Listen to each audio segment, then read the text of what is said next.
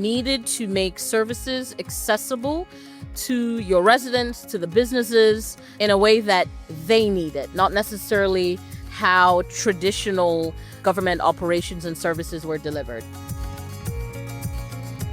From Tyler Technologies, this is the Tyler Tech Podcast. I'm your host, Josh Henderson. Today's episode explores what it really takes for cities to modernize service delivery, balancing accessibility, efficiency, and accountability while keeping pace with rapid growth. Recorded live at Tyler Connect 2026 in Las Vegas, I'm joined by Kemarr Brown, Deputy City Manager for the City of Homestead, Florida, whose team was recognized this year with a Tyler Excellence Award. Facing rising demand, fragmented systems, and manual processes that slowed everything from permitting to code compliance, Homestead set out to fundamentally rethink how it serves residents and businesses. Kemarr shares how the city built a unified digital platform to deliver 24/7 access, improve transparency with real-time data, and empower both staff and the community with better tools. We'll dig into what it takes to lead successful transformation, from aligning executive vision and auditing processes to using data, not intuition, to drive decisions. If you're thinking about modernization in your own organization, this is a conversation you won't want to miss. Let's get into it. So Kemarr, thank you so much for being on the podcast today. Thank you so much for the invite, Josh. I appreciate that. And it's your first Connect, I hear? It is the first time I've been at Connect. I've been, I guess, circling the Tyler universe for close to maybe 15 years. Yeah. And we officially did the jump, and here I am. Amazing. Well, it's great to have you here. Let's start where things began for you in the city of Homestead. What were some of the biggest challenges for the city? What were some of the biggest challenges the city was facing as a population, as demand for services continued to grow for you all? So I think most, if not all, cities are at a crossroad post-COVID, right? That you needed to make services accessible to your residents, to the businesses, in a way that they need it, not necessarily how traditional government operations and services were delivered. So the city of Homestead was not an exception to that rule. And layered with that, at least in the city of Homestead's case, was a desire to really become an economic driver in South Dade. So for us, if you layer the need for accessible services and the need to be more business friendly as an organization, that folks will choose to do business in the city of Homestead, it means that we need to have our services respond to what the market called for. For Homestead, in the case of permitting, we talk about online payments, we talk about code compliance. On our permitting side, applicants could not, or someone who is looking to simply apply for a fence permit, had to walk into city hall, or they had to email the permit application into city hall. So a simple ability to submit an application was not there. On our code compliance side, one of the things that we oftentimes heard from our council or mayor and council was, hey, we are not seeing a lot of presence on the streets for code compliance. Well, as you dug into that, we found out that, well, what was happening is that it took 45 minutes for a code officer to open a case, right? So what would happen is they would go out, they would take a notepad, and they would notate the violation, and then have to come back into the office and create the cases through the system. So inefficient at its best. Yeah. And then payment was also disjointed. Folks would need to drive to City Hall to make payments using of all the departments citywide, there were only 2 departments that had the ability to take online payments, right? So there were some inefficiencies in our processes and the services that we really wanted to take a look at and see how we can improve. Yeah, it sounds to me like there were, a significant amount of fragmentation happening, some disconnected systems within the city. But how did that and departmental silos kind of affect both the customer experience and internal operations? So the city manager and I, we come from different organizations when we joined the city of Homestead a couple of years ago. And we've contended with those issues in other organizations. So fortunately, the council selected a manager who brought me on his team to ultimately help to move the city into the direction where, again, businesses will choose the city of Homestead as the place that they want to do business with. Yeah. We needed to, again, make things accessible and try at all possible in balancing compliance, right? Because of course we're a regulatory agency, but it needed to be easy for folks to do business with. So that is the continued weight that we are charged with balancing it as an organization. And for us, the experience that we come with from other organizations allowed us to quickly assess the organization, figure out, okay, these are the tenants that we must solve for pretty quickly, and then this is how we are able to set this up. Fortunately, the state of Florida, we all govern by the Florida Building Code, right? So although it's different municipalities, the Florida Building Code is a universal code. So knowing the Florida Building Code, knowing what's required, and looking at best practices through different municipalities, you can walk in having an idea of the template that you need to implement, and then you layer what are the specific nuances within the city, and how we need to ensure that is considered as well. Okay. That's great. And so, you ultimately implemented a suite of Tyler solutions: enterprise permitting and licensing, payments, cashiering. What made an integrated enterprise-wide platform so critical for the strategy in the city of Homestead? So I come from a world where I ultimately, as a senior leader within an organization, it's important that we make decisions based on data, right? And not I think, I feel, this is what one person said, right? So moving away from more of the emotional gut response and looking at truly what the data says and where the pain points exist. Okay. I think there's an incredible responsibility that specifically municipal organization has, is that delivery of services, right? And the responsibility that is guided to that. We would oftentimes receive complaints of, hey, this took so long, right? So long is very lacks definition. This took so long to get through the permitting process. Why? Right. It was a simple X, right? This is the consistent response that we would get from our customer base. And that's important feedback for us to hear. Now we get into, let's talk about the data. Now, with implementing a product like EPL, we now have the ability to track from application submission all the way to permit issuance, how long is that taking? And that is, that's the number, right? If the number is 84 days or 91 days for a permit, then the next question is, well, why was it so long for, a fence permit?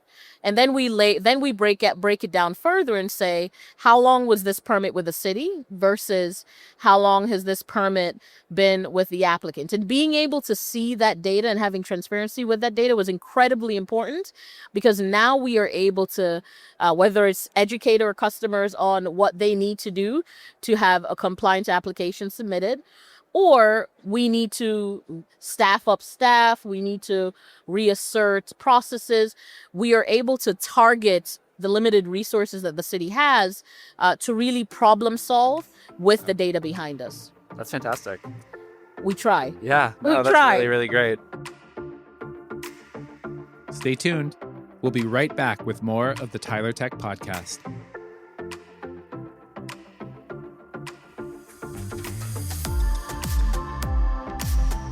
The National Association of State CIOs, or NASCIO, has released its top 10 priorities for 2026, and they're as relevant as ever.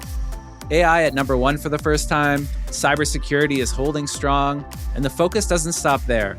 Cloud, modernization, accessibility, data, and more are all top of mind for state CIOs. And Tyler has a companion to that list, the State CIO 2026 Priorities Playbook, to help agencies take the next step from strategy to execution. You'll find real case studies, honest insight into where progress stalls, and practical first steps across all 10 priorities. It's free, it's actionable, and it's ready for you right now in the show notes. Go download the State CIO 2026 Priorities Playbook and start turning priorities into progress. Now let's get back to the Tyler Tech Podcast. Now, flipping it to the resident side or, the business side, the experience seemingly has fundamentally changed on that end as well. How has providing 24/7 digital access and a single unified platform improved transparency and engagement in that department? So first and foremost, the applicants are now able to keep us accountable, right? Last Friday, I had a meeting with a contractor, and that data that we talked about, he says, Kemarr, you see this permit, it took 91 days, right? And I immediately said, okay, now I'm intrigued because now you're coming to me with data. And I called in my our building official or director of development services, and I said, hey guys, talk to me why this would be the case. And it affords a level playing field conversation with our resident community. And then number two, really the reality of business is that it goes beyond 9 to 5. So if a person is extremely busy and they can't make it to City Hall, we are still able to provide services to them well beyond the 9 to 5 or 8 to 5 operation of a City Hall or municipality organization, right? 365 days, 24 hours, you now have the ability to submit your application.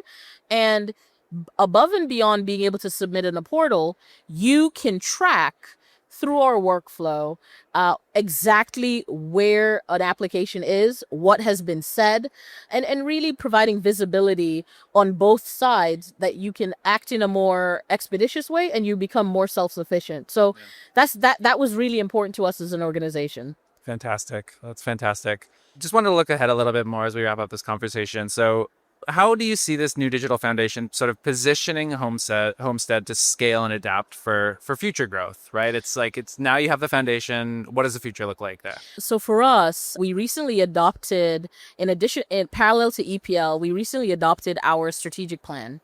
And the city's new tagline speaks to the future lives here. Beautiful. Right? So it's very simple for us. We want to be the leaders and the forerunners in every single capacity that we can.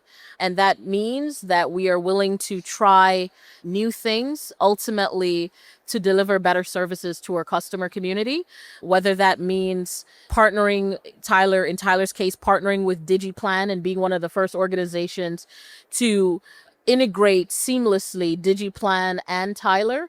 It's really important for us to be on the forefront of what's coming next and how we can lead the conversation now that we are officially in the 21st century. I love the future focus. Absolutely. I do.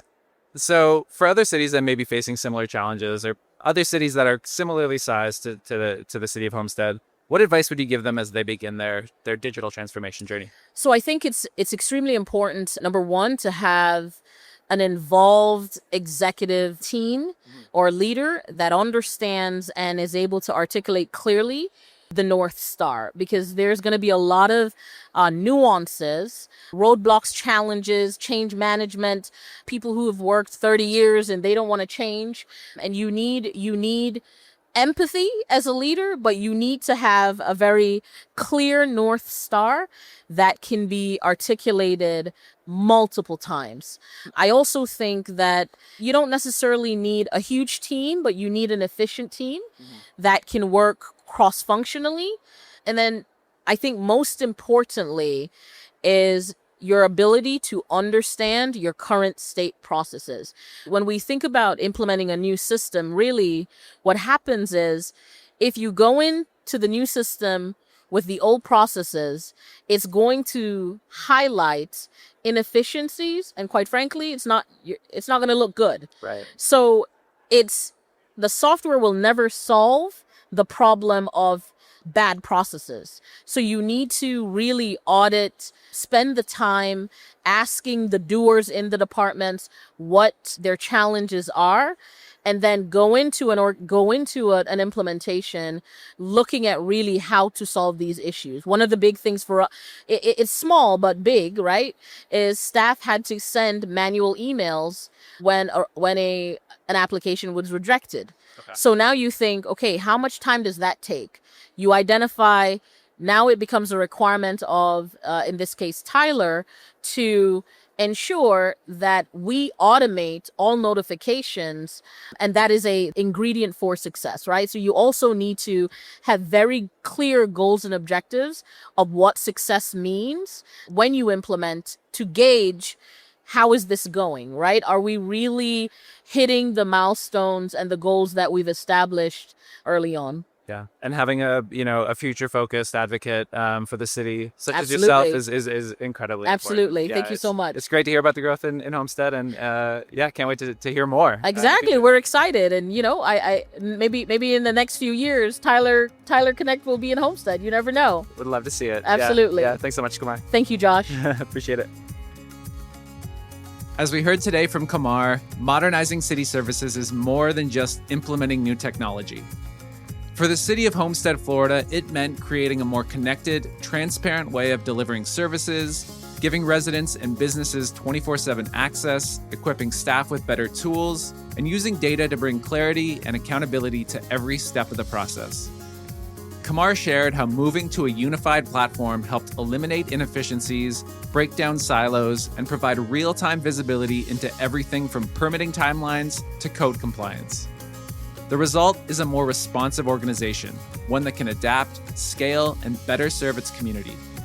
If you'd like to learn more about the solutions discussed in this episode, check out the show notes for additional resources. And we'd love to hear your feedback. Fill out the listener survey linked in the notes, or reach out anytime at podcast@tylertech.com. And be sure to subscribe, rate, and review the show so you never miss an episode. For Tyler Technologies, I'm Josh Henderson. Thanks for listening to the Tyler Tech Podcast.